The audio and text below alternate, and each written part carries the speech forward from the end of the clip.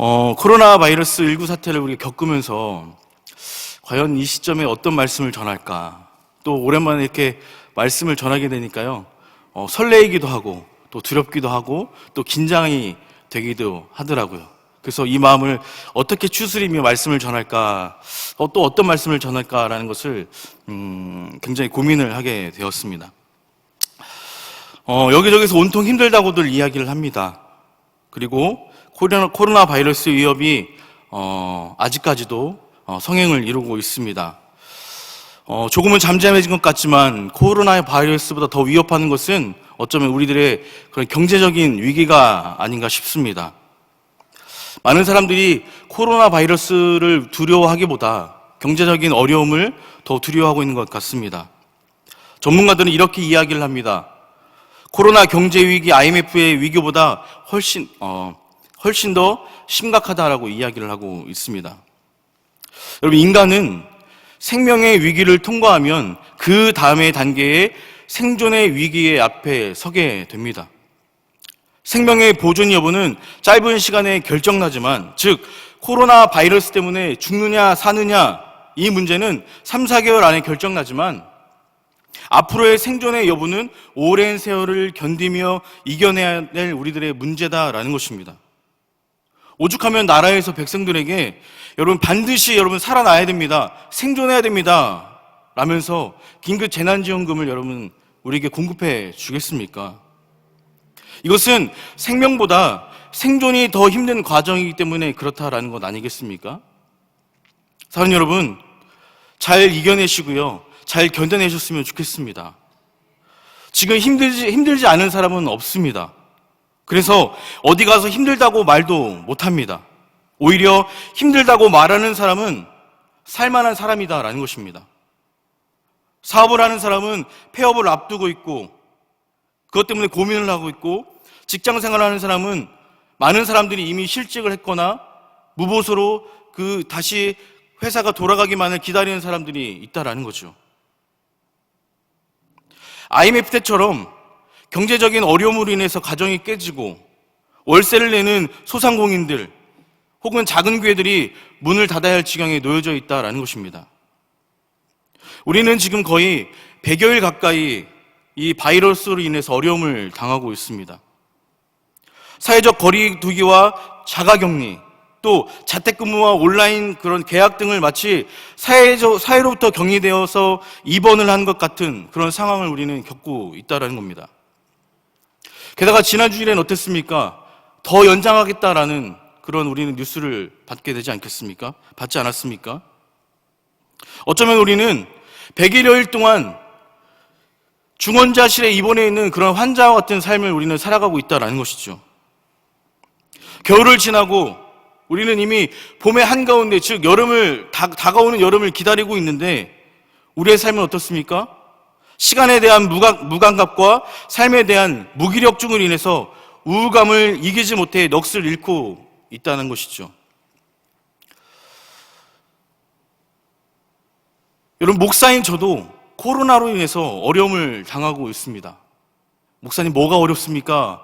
라고 물으시겠지만 제가 이렇게 거의 3개월가량의 이렇게 시간을 지나보면서 참 개인적으로 많이 힘들었었던 시간이었구나라는 것을 제가 깨닫게 되었습니다. 여러분, 목사는요, 말씀을 전해야 되거든요. 근데 3개월가량을 말씀을 전하지 못하고 그렇게 지내다 보니까요, 제가 되게 막 이렇게 뭐랄까요, 굉장히 힘들다는 것을 제가 깨달았어요. 그래서 여러분, 코로나는 일반 성도 여러분들 뿐만 아니라 목회자들도 힘들다라는 거죠. 하나님의 말씀을 전해야 할 의무를 갖고 있는 목회자들도 여러분 코로나 때문에 예배를 드리지 못하고 있는 그런 상황이 굉장히 고통스럽다라는 거죠.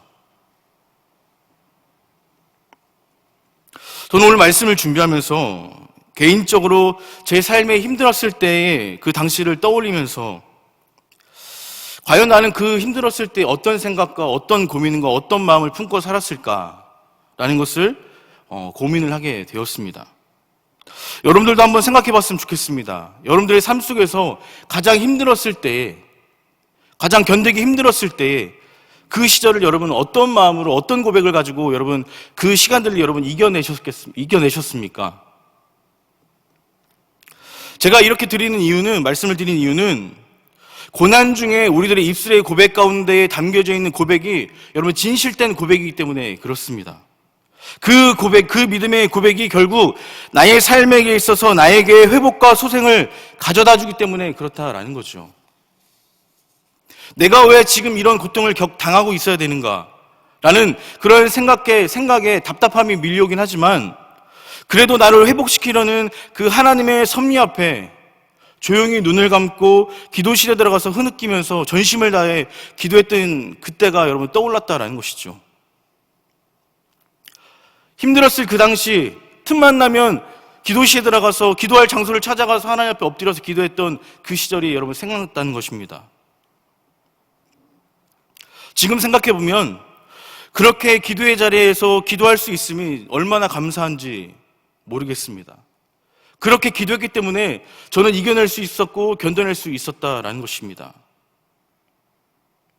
저는 오늘 말씀을 준비하면서 기도할 때에 지나온 세월들을 그 생각을 하면서 하나님의 은혜에 감사의 눈물을 흘렸습니다. 여러분, 저도 사람인데 왜 두려움이 없겠습니까? 왜 걱정이 없겠습니까? 그러나 어차피 우리가 사는 것 그리고 죽는 것, 그것은 내가 결정하는 것이 아니라 하나님이 결정하실 일 아니겠습니까? 그렇기 때문에 저는 그저 우리는 하나님께 맡겨야 된다라는 것입니다. 신앙은 고난을 먹고 자란다고 했습니다. 저는 우리 성도들이 고난의 터널을 믿음과 은혜로 통과한 후에 성숙한 모습으로 우뚝 서기를 간절히 바랍니다. 저는 당시 절망적인 상황임에도 불구하고 믿음과 소망의 끈을 놓지 않으려고 몸부림쳤던 저의 모습을 떠올리게 됐습니다. 그리고 저는 지금 우리 앞에 펼쳐진 이 고난의 상황에서도 우리가 끝까지 믿음과 소망을 놓치지 않고 견뎌낸다면 오늘 하나님부터 받은 은혜와 기적을 간증하며 설교하듯이 이곳 함께하는 우리 모든 성도들 역시 훗날 지금 당하는 어려움을 이겨냈던 모든 과정들을 우리는 언젠가는 간증할 날이 찾아올 것이다 라는 것입니다. 아니, 어쩌면 우리는 이미 우리의 삶에 여러분 간증거리가 있다라는 거죠. 많은 교회들이 예배를 이제 드리지 못하는 상황 가운데 있었습니다. 그러나 우리 어떻습니까? 지난날 사순절 40일 특별 40일 기도회를 은혜 가운데로 마치지 않았겠습니까? 저도 40일 특별 새벽 기도를 하면서 많은 걱정과 우려가 있었습니다. 주위에서도 이런저런 이야기를 많이 들었어요. 아, 이 시국에 어떻게 특별 40일 새벽 기도를 합니까? 그런 이야기를 많이 들었습니다. 그러나 여러분, 하나님은 하셨다라는 거죠. 40일 동안 우리는 수많은 그런 어려움과 그런 걱정이 있었지만 하나님은 그 시간들을 우리에게 허락하셨고 이겨내게 하셨고 그 일들을 여러분 이루게 하셨다라는 거죠. 그 결과는 여러분 우리 동판에 새겨져 있지 않습니까? 아마 먼 훗날 우리들의 동판이 분명히 우리에게는 정말로 크나큰 여러분 간증거리가 될 거다라는 거죠. 저희 집에는 여러분 아시겠지만 여러분 가족패, 40일 특별 새벽기도회 가족패가 있습니다. 제 아들이요, 40일 특별 새벽기도회가 끝난 후에 저희가 이제 그 패를 나눠주지 않았습니까? 그러더니 저에게 물어보는 겁니다. 아빠, 우리 패는 어디 있습니까? 제가 이제 제 사무실에 뒀었거든요. 그러니까 제 아내를 통해서 이제 물어보는 거예요. 우리 패는 어디 있냐고. 자기도 받고 싶은데 왜 지금 안 주냐고 이제 그러는 거죠. 그래서 그 이야기를 듣고 얼른 챙겨가지고 이제 집에 가서 이제 우리 아이에게 이렇게 패를 줬습니다. 너무 좋아하더라고요. 자기가 여러분 1학년임에도 불구하고 자기가 40일을 완주했다라는 그 결과에 본인 스스로가 여러분 뿌듯하고 자랑스러웠던가 봐요. 그러면서 사진을 찍어달라는 겁니다. 사진을 찍어가지고요, 저희 부모님에게도 보내주고요, 저희 처갓집에게도 이렇게 사진을 이렇게 보내줬습니다. 그러면서 할머니, 할아버지한테도 패를 들고 이렇게 찍은 걸 자랑을 하더라고요. 그러면서 우리 아이에게도 정말 중요한 영적 체험을 한 그런 귀한 시간이었구나라는 것을 되돌아보게 되었습니다.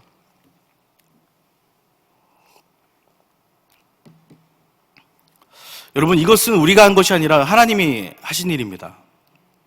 여러분, 앞으로도 하나님은 우리 교회를 통해서, 여러분들을 통해서 하실 일들이 여러분 많이 있으십니다.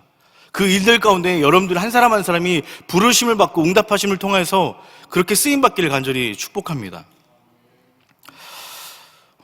여러분, 우리는 살아가면서 전혀 생각하지 못한 절망적인 소식으로 하늘이 무너져 내린다고 해도 그 가운데 신락 같은 소망의 불빛이 보인다면 그 불빛을 바라보면서 다시 한 번 더 힘을 냈으면 좋겠습니다. 여러분, 쏟아지는 빗줄기에 우리가 절망하지 말고 저 산 너머에 떠오르는 여러분 무지개를 바라보면서 기쁨을 노래하는 저와 여러분들의 삶이 되어지길 간절히 바랍니다. 오늘 본문 말씀을 보게 되면요, 여러분, 예레미야 선지자가 있었습니다. 예레미야가 선지자가 활동했던 그 시대는 예루살렘이 바벨론에 의해서 파괴되고 백성들은 포로로 끌려가며 남은 백성들은 애굽으로 도망을 가면서 떠돌이 민족이 되는 극한 상황에 놓여져 있는 모습입니다. 예레미야는 민족의 패망과 회개치 않는 그 백성의 그 패역함을 보면서 눈물을 흘리며 기도했던 선지자가 바로 예레미야 선지자입니다. 그래서 우리는 예레미야 선지자를 부를 때 눈물의 선지자다라고 우리는 부르기도 합니다. 오늘 우리가 읽은 이 예레미야서는 당시 절망적인 상황 앞에서 예레미야 선지자가 하나님께 올린 기도문입니다. 예레미야는 오늘 본문에서 이렇게 이야기를 합니다. 17절, 19절 우리 한번 화면을 볼까요? 같이 함께 읽도록 하겠습니다. 주께서 내 심령이 평강에서 멀리 떠나게 하시니 내가 복을 내어 버렸으며 스스로 이르기를 나의 힘과 여호와께 대한 내 소망이 끊어졌다 하였도다. 내 고초와 재난 곧 쑥과 당즙을 기억하소서라고 고백을 합니다. 여러분, 이 본문을 읽어보면 어떻습니까? 예레미야 선지자의 얼마나 가슴이 아팠는지를 우리는 느낄 수 있다라는 거죠. 주님께서 내 심령, 즉 나의 마음의 평강을 여러분 떠나가게 하셨다라는 겁니다. 내 마음에 여러분 평안함이 사라졌다라는 거죠. 그리고 하나님께서는 예레미야에게 주셨던 복을 다시 앗아갔다라는 것입니다. 그리고 어떻습니까? 나의 힘과 여호와께 대한 소망이 여러분 끊어졌다라는 겁니다. 사람이 살아가는 것은 여러분 소망이 있기 때문에 살아가는 것이거든요. 여러분, 우리 안에 소망이 없으면 우리는 살아갈 이유가 없습니다. 우리는 천국을 향한 소망이기 때문에 우리는 살아가는 것이거든요.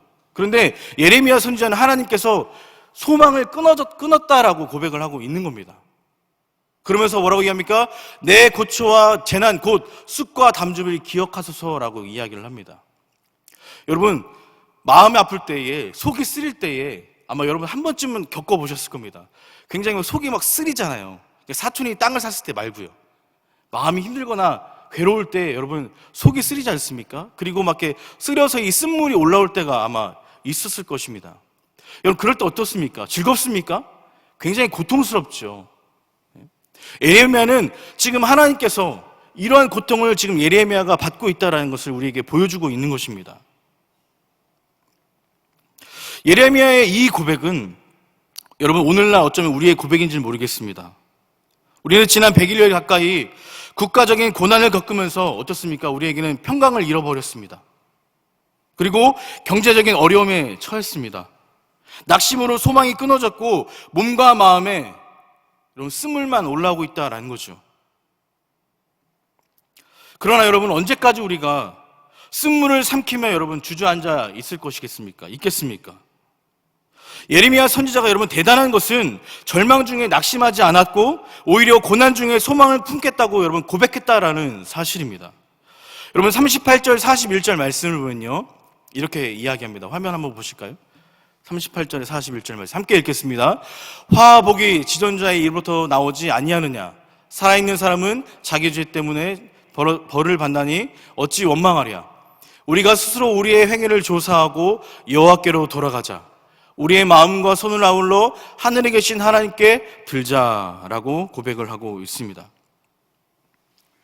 우리가 누리는 그 축복이 여러분 어디서 오는 겁니까? 축복이나 우리가 당하는 그 고난이 하나님께로부터 오고 있다라고 고백을 하고 있는 것입니다. 오히려 고난 중에 고난의 원인이 어디 있는지를 살펴보고 특별히 우리의 죄와 허물 때문이 아닌지를 돌아봐야 된다라는 것입니다. 더 이상 원망하지 말고 마음을 열고 두 손을 향해 들고 통회하며 자복하면서 그러면서 뭐라고 얘기합니까? 40절 말씀에 여호와께로 돌아가자라고 이야기를 하고 있습니다. 예레미야의 고백이 곧 우리의 고백이 되어야 될 줄로 믿습니다.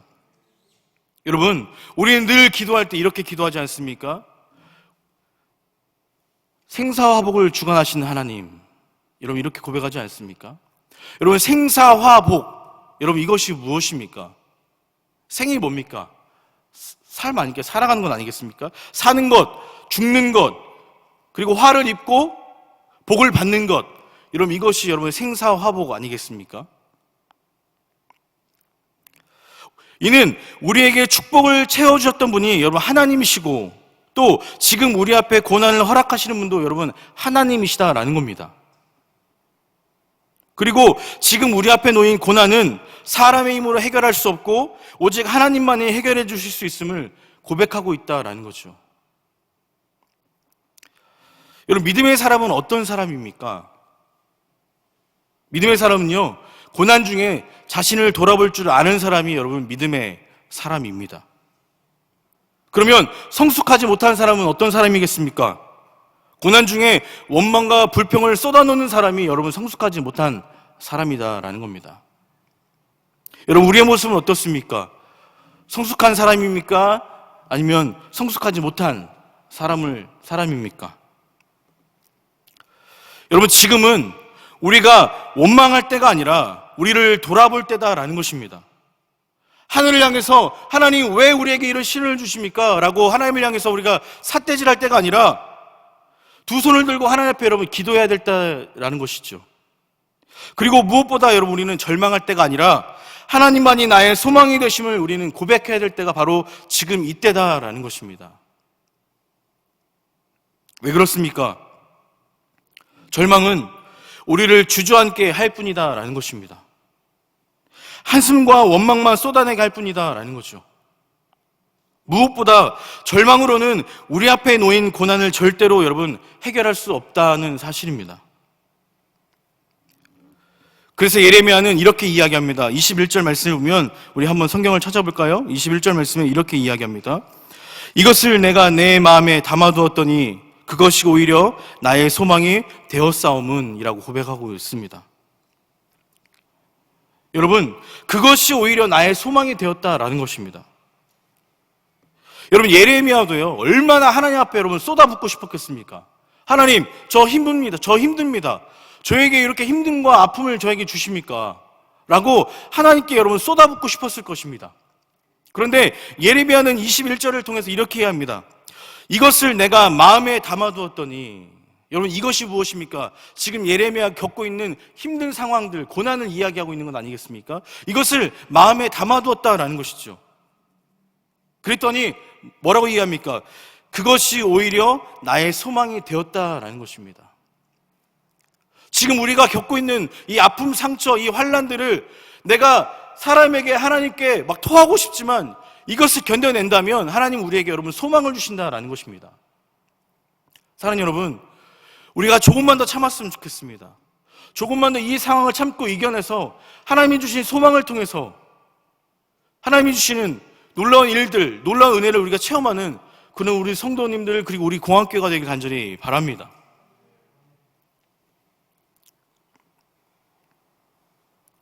즉 고난 중에서도 소망의 요소들을 여러분 찾겠다라는 것입니다. 여러분, 없는 것 중에 있는 것을 여러분 한번 찾아보시길 바랍니다. 분명히 여러분들 중에는 다른 사람이 없는 무엇인가가 여러분들에게 있다라는 거죠. 저는요, 이렇게 되게 잘나진 않았습니다. 근데 저는 제 자신에 대한 자신감이 있습니다. 그런데 제 아내가 그러더라고요. 도대체 그런 게 근자감, 자신 있는 감이 도대체 어디서 나오냐고 이렇게 이야기를 하더라고요. 근데 저는 저에게 없는 남에게 있는 것을 보면 그렇게 그게 이렇게 여러분 부럽더라고요.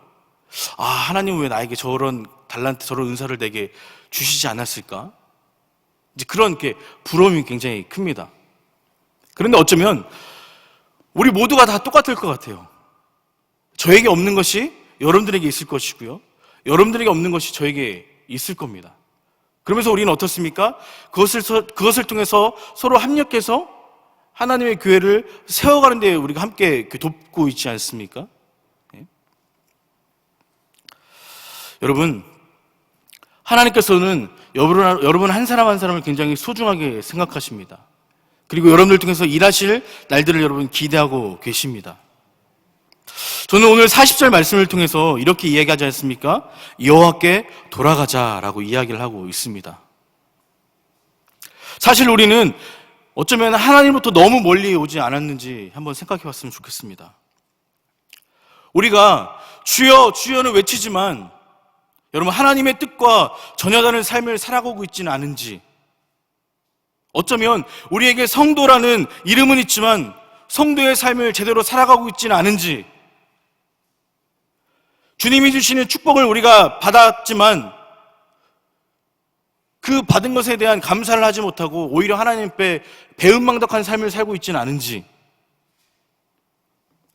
죄를 죄로 여기지 못할 만큼 우리 양심에 화인을 맞은 채 살아가고 있지는 않은지, 여러분 우리의 삶을 점검할 필요가 있다라는 것이죠. 그래서 예레미야 선지자는 이렇게 이야기하는 겁니다. 여호와께 돌아가자. 사는 여러분, 우리가 여호와께 돌아가길 간절히 바랍니다.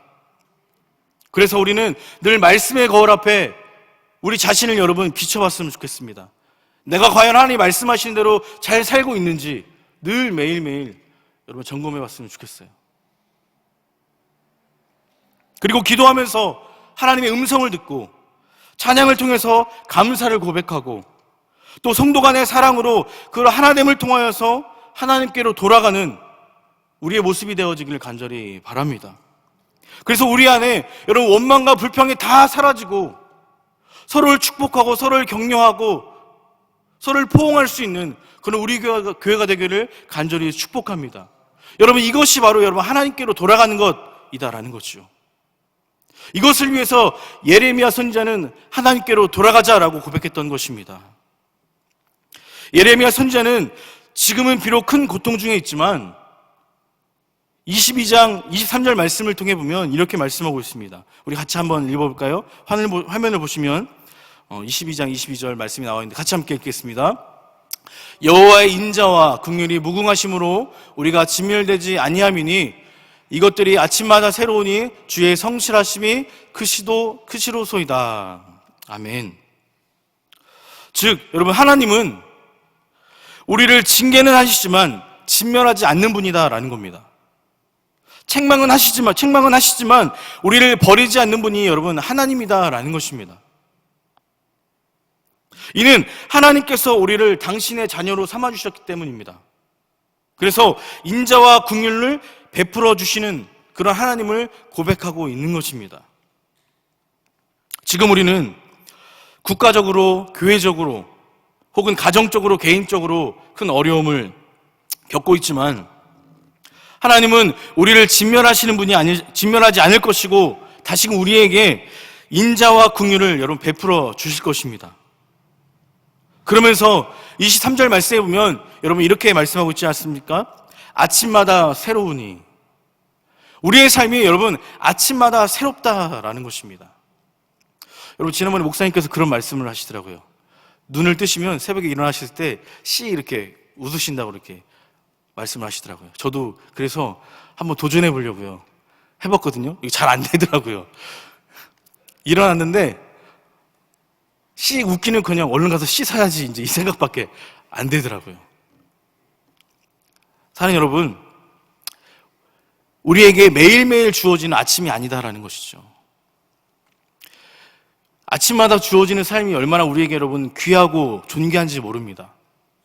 내가 내일 눈 떠야지라고 해서 우리가 눈 뜰 수 있는 존재가 아니다라는 것이죠. 하나님이 부르시면 내가 아무리 눈 뜨고 싶어도 눈 뜰 수 없는 그런 상황이 우리에게는 여러분 놓여지는 것입니다. 여러분 그런 하나님께서 우리에게 아침마다 새롭게 우리에게 허락해 주신다라는 거죠. 사는 여러분, 그 소중함을 우리가 여러분 느꼈으면 좋겠습니다. 제가 이 말씀을 여러분들에게 드리는 이유는 제가 교회를 개척하고 여러분 힘들어할 때 여러분 이렇게 아무도 없는 타지에서 누가 저에게 힘이 되어주겠습니까?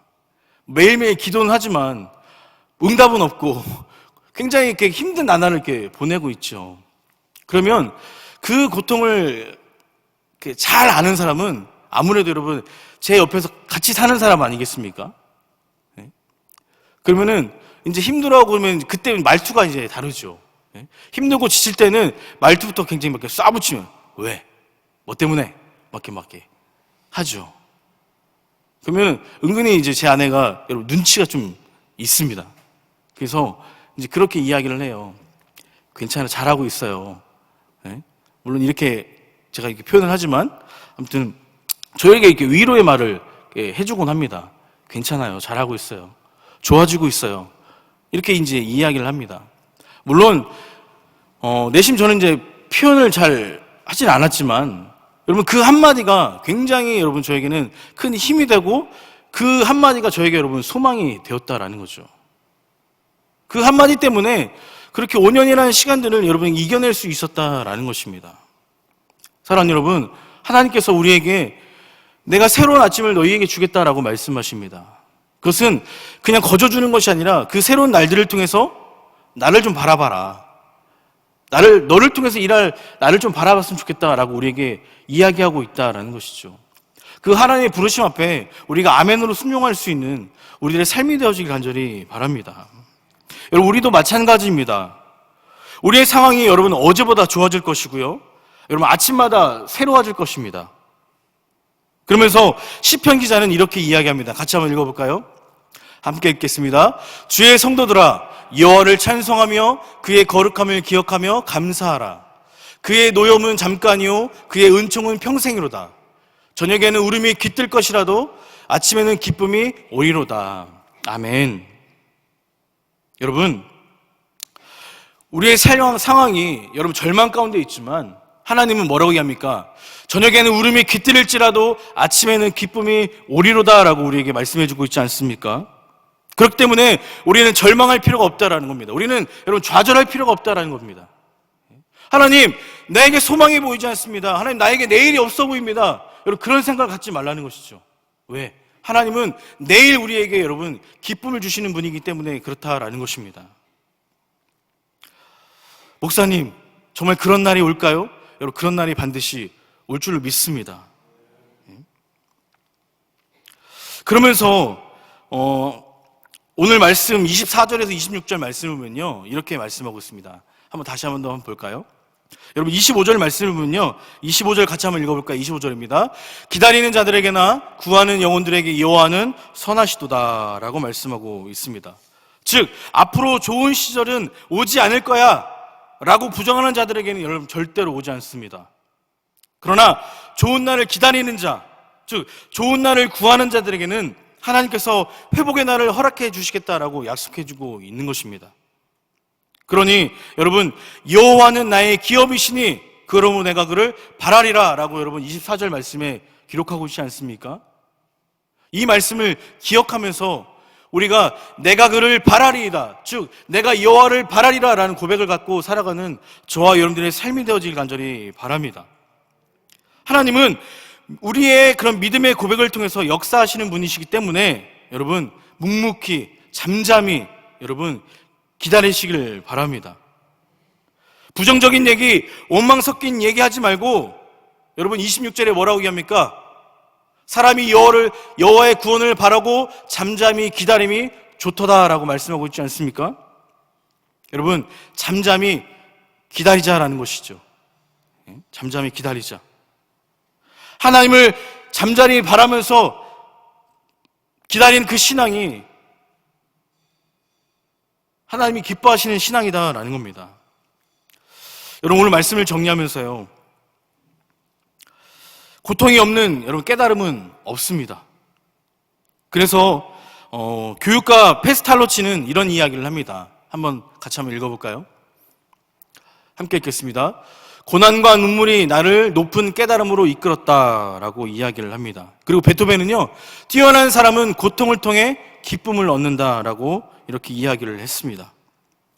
사랑하는 여러분, 고통만 바라보지 말고 고난 뒤에 예배해 놓으신 그 축복을 볼 줄 아는 저와 여러분들의 삶이 되어질 간절히 바랍니다. 여러분, 코로나 바이러스보다 더 무서운 것은 내 안에 여러분 꿈틀거리는 그 절망입니다. 절망은 싸워보기도 전에 우리를 스스로 죽게 만드는 것이 여러분 절망입니다. 반대로 고난을 이기는 힘은 여러분 소망입니다. 특히 믿는 성도들은 끝까지 하나님을 바라는 소망을 놓치지 말아야 됩니다. 하나님은 우리가 품은 소망을 통해 역사하시기 때문에 그렇습니다. 여러분, 이 또한 지나가리라 라는 말이 있습니다. 찬양 중에도 그런 가사가 있는데요. 그러나 여러분, 상황은 지나갑니다. 그 상황은 지나가겠지만 믿음은 남는다는 사실을 여러분 기억했으면 좋겠습니다. 상황은 지나가지만 우리에게는 여러분 믿음이 남습니다. 또한 고난 중에 고백한 믿음이 곧 나의 신앙의 여러분 현 주소임을 깨달으시고요, 고난 중에서 하나님을 바라는 믿음을 부여잡는 저와 여러분들의 삶이 되어질 간절히 바랍니다. 그 소망으로 우리 앞에 놓인 고난을 능히 이겨내는 복된 우리들의 삶이 되어지기를 간절히 주님의 이름으로 축복합니다. 아멘.